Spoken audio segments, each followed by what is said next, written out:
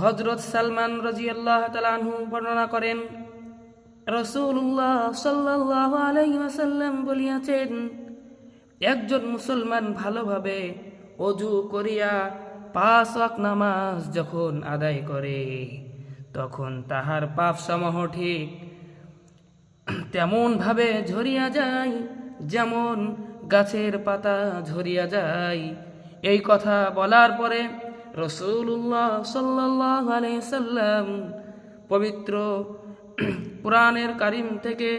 এই আয়াতটা পেশ করলেন, ওয়া আকিমুস সালাতা তরফিয়ান নাহারি ওয়া যুলফাম মিনাল লাইল ইন্নাল হাসানাতি ইউযহিনাস সাইয়্যাত যালিকা যিকরা